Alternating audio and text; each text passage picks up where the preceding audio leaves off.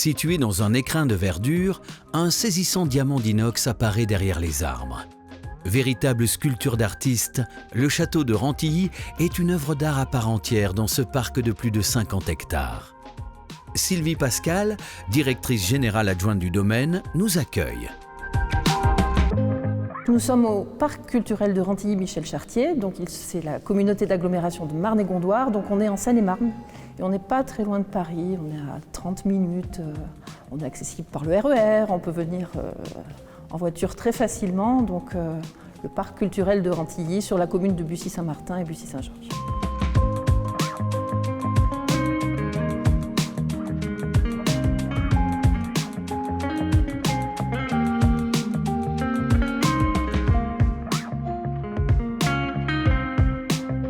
Composé de jardins, d'arbres remarquables et de bâtiments historiques, le parc culturel de Rantilly a récemment installé un musée entre les murs de son château atypique. Pour comprendre l'histoire unique de cet édifice du XXIe siècle, installez-vous confortablement pour vivre la vie de château.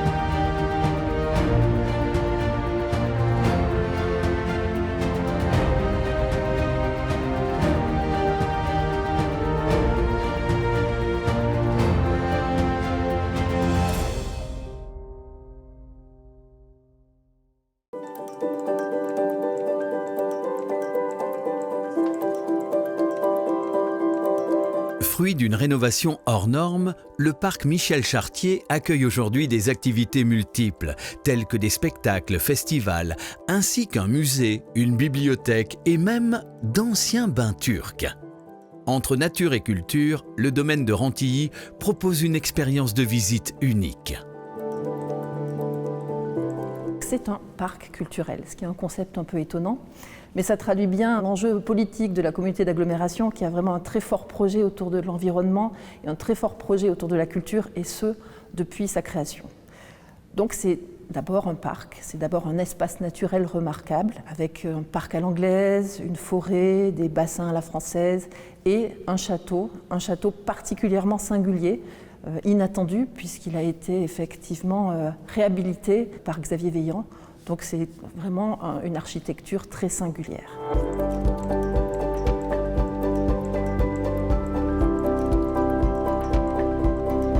Bien que fondamentalement contemporain, le château de Rantilly a vécu plusieurs vies et connu plusieurs visages. Les premières traces du parc culturel de Rantilly apparaissent dans les archives au XVIe siècle, faisant mention d'un domaine seigneurial. Ce n'est que quelques siècles plus tard que l'histoire de Rantilly s'inscrit véritablement dans les livres. Donc on connaît plutôt bien l'histoire du domaine de Rantilly à partir du début du XIXe siècle, avec une famille qui s'appelle Turette, avec le mari Isaac Turette et sa femme Henrietta Turette, qui ne sont pas français. Voilà, Isaac Turette est néerlandais, Henrietta Turette est anglaise. C'est d'ailleurs grâce à Henrietta Turette que nous avons le magnifique jardin à l'anglaise, le jardin paysager, qui est plutôt vers le bas du parc. Donc elle fait redessiner en fait le parc, qui était un parc plus classique avec des allées qui menaient à l'entrée du château avec un axe très linéaire, comme on voit plus communément dans les châteaux. Henrietta Turette était aquarelliste. On lui doit d'ailleurs un certain nombre d'œuvres, de peintures qui nous permettent d'avoir une vision de ce qu'était le château quand ils arrivent à Rantilly autour des années 1820. Et puis Isaac et Henrietta restent une quarantaine d'années à Rantilly et vont vendre le château à une famille dont le nom est assez évocateur, les Jacquemart-André. Donc cette famille, cette autre grande famille qui était présente à Rantilly pendant la deuxième moitié du XIXe siècle, on lui doit un magnifique château dont on a pour le coup de nombreuses traces visuelles grâce à des cartes postales anciennes qui ont été faites entre le milieu du XIXe siècle et le début du XXe siècle. C'est un château qui était plus grand que celui-ci, puisqu'il faut imaginer qu'il y avait des ailes autour de ce bâtiment central, des ailes qui, voilà, quand on est à l'extérieur et qu'on se promène, on peut les situer autour des chemins, donc ça doublait déjà la longueur du château. Et puis le château était plus grand, hein, il était rehaussé de toits, de clochetons, etc. Donc c'était un bâtiment qui était vraiment, vraiment très important et qu'on doit donc à cette famille André, à Ernest André. Et puis, on doit aussi à cette famille le pendant du jardin à l'anglaise, qui a donc été créé quelques décennies plus tôt, puisqu'il crée le jardin à la française, qui remonte et qui clôt finalement le parc de Rantilly sur cette longue allée constituée de 4 bassins, dont le 4e bassin rond a été très récemment remis en eau, et c'est une des raisons pour laquelle on peut venir ou revenir au jardin et au parc de Rantilly, puisque ça faisait plusieurs dizaines d'années que le bassin de Diane, le dernier bassin qui clôt le parc, n'avait pas été mis en eau. Une 3e famille qu'on connaît bien, qui succède au André, à Nelly Jacquemart et Édouard André, c'est les Meunier. Et les Meunier ici, dans le coin de la Seine-et-Marne, ils sont très connus puisqu'ils ont installé au début du 19e siècle une chocolaterie sur la Marne, à quelques kilomètres d'ici à Noisiel. Donc ils sont voisins et ils achètent de nombreuses terres dans les environs. Ils sont très présents politiquement et ils achètent Rantilly en 1890. Alors pourquoi est-ce que toutes ces familles achètent Rantilly? Bon, évidemment, il y a la proximité avec Paris. Toutes ces familles, que ce soit les Turette, Isaac Turette était ambassadeur, les André sont des grands banquiers, les Meunier des commerçants, avec toutes les positions politiques aussi qu'ils occupent, la proximité avec Paris est essentielle. Et puis c'est une zone de villégiature prisée, il y a la Marne juste à côté et il y a des grands terrains de chasse.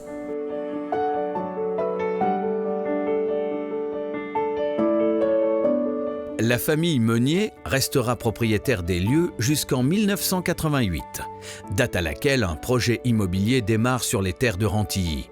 Le programme est d'envergure, puisqu'il planifie la construction d'un parc d'activités de 77 000 m². S'entame alors un combat entre initiateurs du projet, élus locaux et riverains pour sauver le domaine.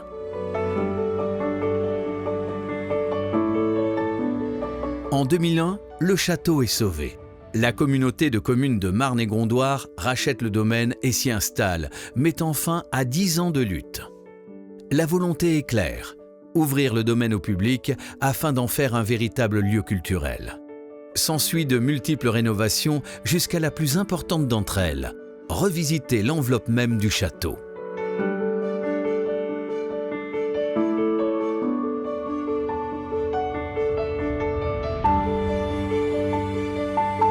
Aujourd'hui, on a un style résolument contemporain et c'est une volonté forte de la collectivité. Il y a eu cette présence artistique de par une des propriétaires, Henrietta Turette, qui était aquarelliste, de par les Jacquemart André, qui étaient des grands collectionneurs d'art. On sait que les Meunier avaient aussi un attachement artistique. Et donc, c'était logique que ce lieu, à un moment donné, il reflète une préoccupation artistique contemporaine. Donc, l'idée, dans les années 2010, ça a été de réhabiliter le château, de lui donner vraiment une identité artistique forte et contemporaine. Donc, il y a eu un appel à projet, il y a eu un peu plus d'une dizaine de projets retenus, dont 4. Et ça a été Xavier Veillant et le cabinet d'architecte Bonnat Le Mercier et le scénographe Alexis Bertrand qui ont été choisis pour repenser ce château. Et je pense qu'on est effectivement dans une proposition qui reste vraiment en transition avec l'histoire, le patrimoine et avec l'invention. Et le projet de l'artiste Xavier Veillant était vraiment de faire se refléter les arbres du parc, les arbres historiques du parc, les magnifiques perspectives du parc dans les miroirs du château. Ce qui est effectivement, je trouve, particulièrement réussi. Et cette pensée de l'artiste de replacer le château, non pas comme objet point culminant de l'espace, mais au contraire comme une perspective ouverte vers les espaces extérieurs, est particulièrement réussie. Et voilà, on continue d'être dans cet esprit d'invention, de cet esprit de patrimoine et de création. Et là, vous êtes donc au sein du château, dans le musée intercommunal, où les expos mêlent collections anciennes et puis œuvres d'artistes contemporains.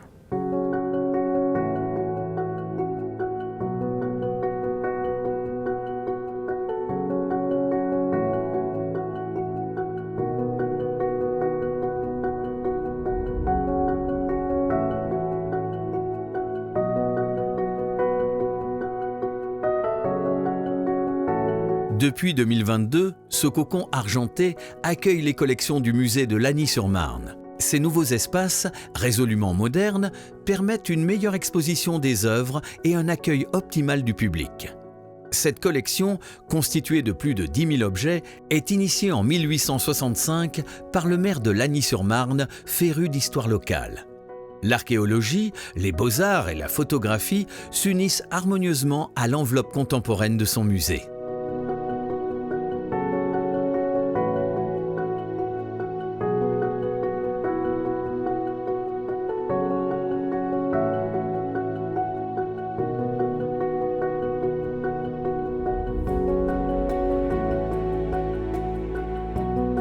Donc c'est vrai qu'il y avait un enjeu de comment les peintures 19e avec les cadres dorés allaient pouvoir justement s'intégrer dans un contexte très contemporain. Moi je trouve que c'est plutôt assez réussi le mélange des deux. Les gens sont assez surpris en rentrant justement de trouver des collections muséales au sein d'un espace tel qu'il est aujourd'hui. Et donc dans le musée, donc on a une partie liée à l'exposition, voilà, une présentation des œuvres assez classique, mais on a aussi beaucoup de dispositifs à destination du jeune public, mais pas seulement, public famille, aussi adulte. Donc des espaces de jeu, des espaces où les gens peuvent créer aussi, être acteurs d'une œuvre d'art en construction. Enfin voilà, l'idée c'est qu'ils se trouvent aussi acteurs de leur visite et tout ça en lien avec la collection. Vous jouerez un memory en lien avec des œuvres de la collection, des puzzles, des fresques. Donc c'est vrai que ça permet aux familles de venir et surtout de revenir puisqu'une fois qu'ils ont profité d'une promenade dans le parc, ils peuvent juste voilà, venir profiter de cet espace de jeu et repartir s'ils souhaitent.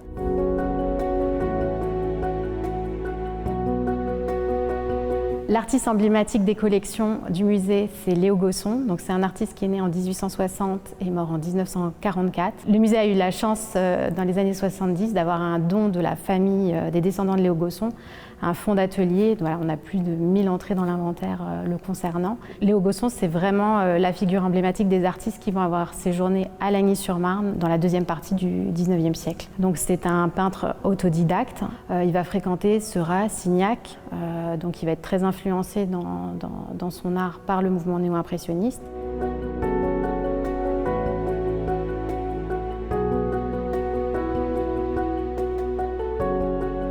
Le tableau de Léo Gosson, jeune fille dessinant de 1887, donc est un des rares tableaux de Léo Gosson avec des personnages en intérieur.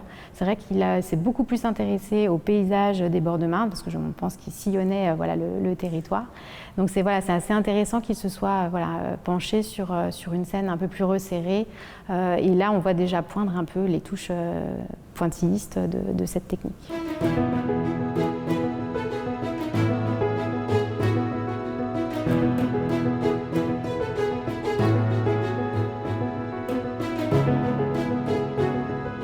Si l'art brille à travers les miroirs du château de Rantilly, l'histoire, elle, poursuit son chemin dans les allées du parc culturel.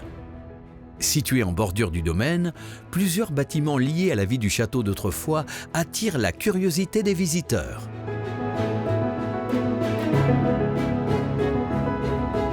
Notamment cette orangerie qui n'en garde que le nom aujourd'hui, puisqu'elle a été tour à tour piscine puis bibliothèque avant de devenir un lieu de restauration.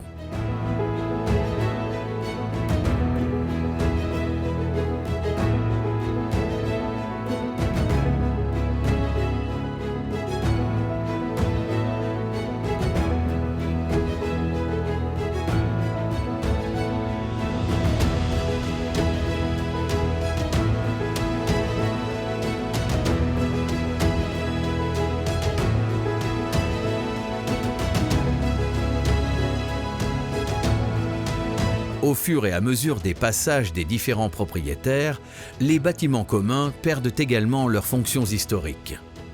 S'ils accueillent pendant un temps les chevaux et tout ce qui a attrait à l'entretien du domaine depuis le 19e siècle, ils font place à l'un des joyaux du confort moderne, des bains turcs.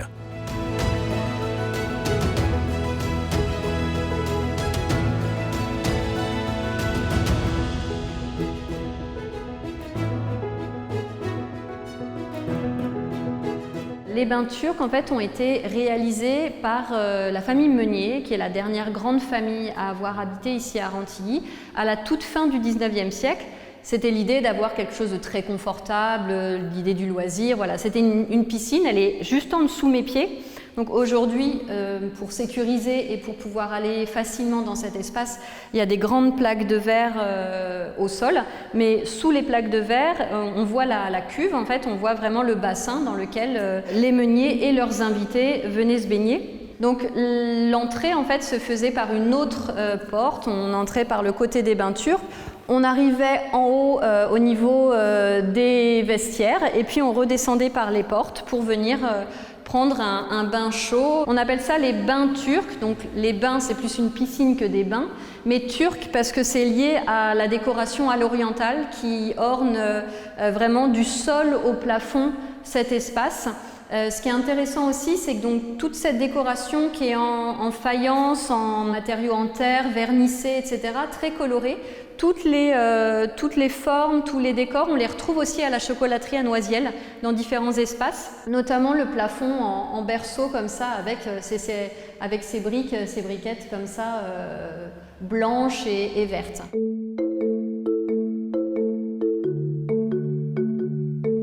Ce que je trouve assez émouvant, c'est de voir en fait des restes un petit peu de l'usage de cet endroit comme une piscine.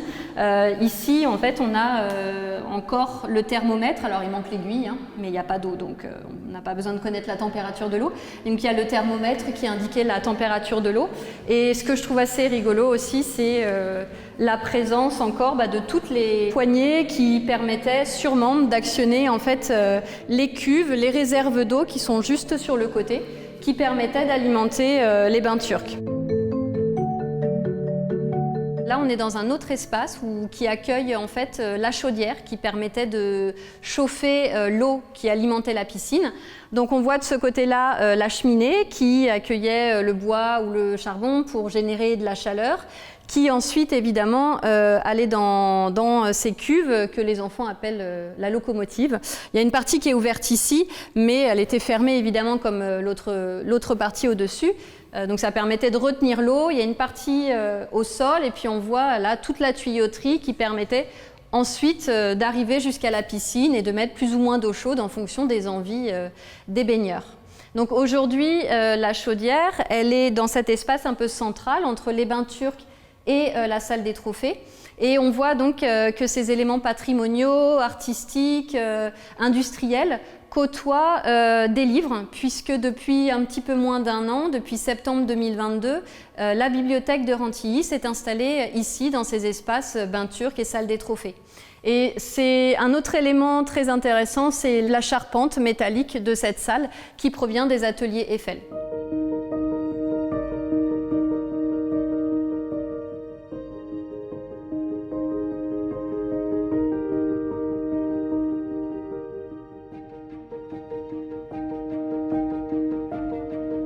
Face à cette aile, il y a ce qu'on appelle aujourd'hui le petit château. Pourquoi petit château ? Parce que pendant la Seconde Guerre mondiale, le château est détruit. Quand Jacques Meunier revient à Rantilly après la Seconde Guerre mondiale, il n'a plus de château, ce qui est quand même dommage. Donc il va faire un peu aménager cette aile des communs pour pouvoir vivre le temps de la reconstruction du château. Aujourd'hui, les ailes de la cour des communs accueillent une partie de l'administration de Marne-et-Gondoire, mais aussi des espaces culturels, une salle de spectacle, une bibliothèque.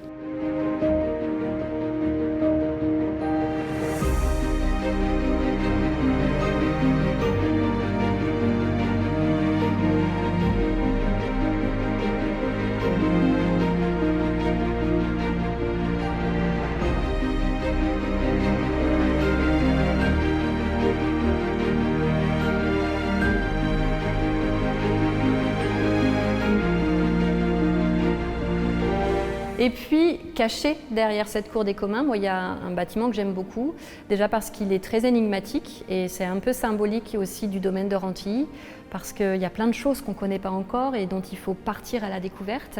C'est la laiterie. La laiterie, c'est un bâtiment qui est construit en bois, peint en verre, qui évoque le pastoralisme et qui est certainement lié à un usage qui était alors à l'arrière de la cour des communs. Il y avait une ferme, il y avait des cultures, voilà. Et puis, elle n'est pas loin aussi, cette laiterie, elle n'est pas loin du jardin à l'anglaise, voulu par Henrietta Turette.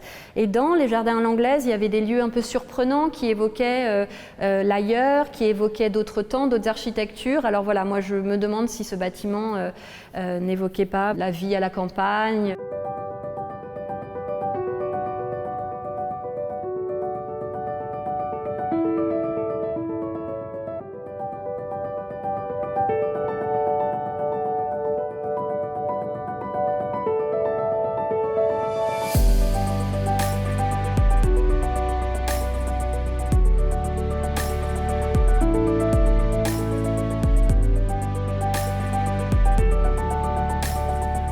Installé sur son promontoire, dans un grand triangle vert, le château de Rantilly brille tel un bijou dans un écrin de verdure. Dans ses miroirs en inox poli s'y jouent des jeux de lumière et de reflets orchestrés par la verdure environnante.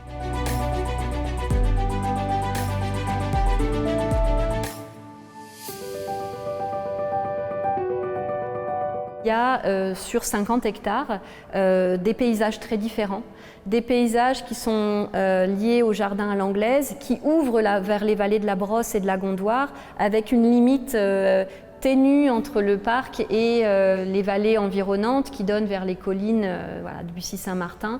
Il y a voilà, cette richesse, une grande richesse botanique à Rantilly, avec des arbres qui viennent de loin. On peut croiser un arbre tel que le sophora du Japon, qui vient, comme son nom l'indique, de Chine, des ginkgos qui viennent de Chine aussi, des thuyas qui viennent du Canada, des cèdres qui viennent de l'Afrique du Nord, et puis on voit des noyers, des amélanchiers, enfin, il y a énormément d'arbres qui sont très différents. Il y a des couleurs qui varient au fur et à mesure de l'année. En ce moment, tout est vert, magnifique. À l'automne, il y aura du rose, il y aura du rouge, il y aura du jaune, de l'or. Donc c'est vraiment un parc qui se découvre tout au long de l'année.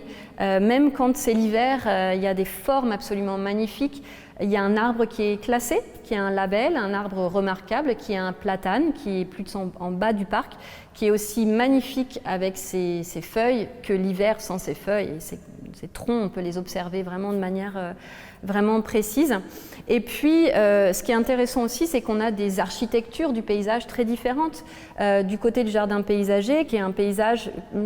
On donne l'impression de grande liberté, on a quelque chose de beaucoup plus structuré du côté du jardin à l'anglaise, avec des alignements d'arbres, avec une structuration très géométrique et qui invite le regard vers un point de fuite très précis, avec des essences qui sont des érables, des tilleuls, des choses auxquelles on est plus habitué, mais avec une structuration très différente.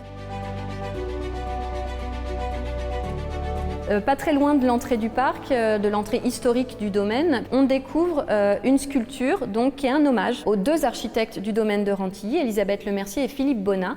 C'est une sculpture qui a été offerte par Xavier Veillant au moment de la réhabilitation du château. Et c'est une sculpture qui a été réalisée pour une exposition à Versailles en 2009. Et Xavier Veillant dit que c'était les plus jeunes en fait, c'était les plus jeunes et ceux avec lesquels il avait le plus travaillé, puisque au moment de la réhabilitation du château, les architectes et Xavier Veillant avaient déjà travaillé ensemble sur d'autres projets. Il nous reste une sculpture ancienne dont on est très fiers, elle trône, c'est Diane, qui trône tout en haut du parc et qui est un petit peu la gardienne de l'entrée du bois de Rantilly.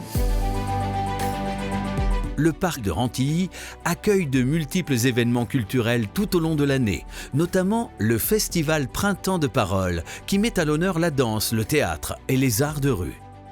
On peut également citer le festival Automne Jazz pour une note plus musicale.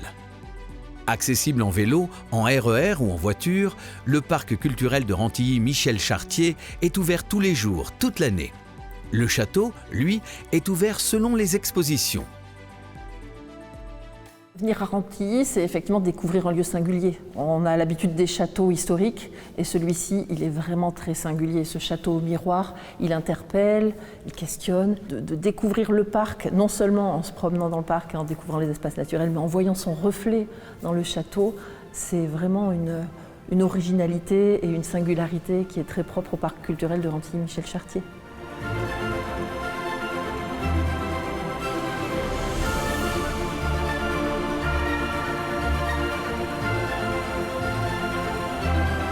Que vous soyez amoureux de nature ou féru d'art, n'attendez plus et franchissez le pas de la vie de château.